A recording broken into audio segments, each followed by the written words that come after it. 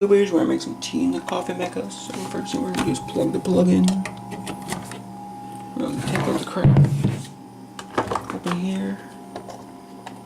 We're gonna take out this lid. Take out the coffee basket. Put in the bigger here. Take the reservoir.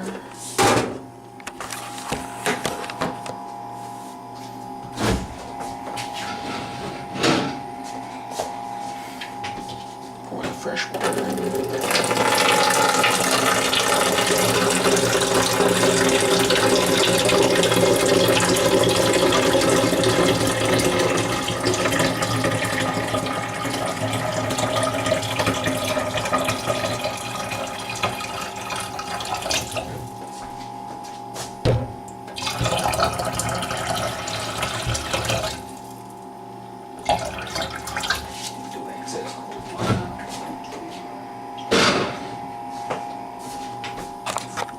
Take the reservoir.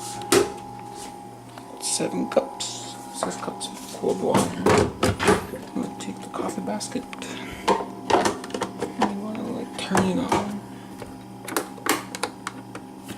And say brew tea, coffee maker piece.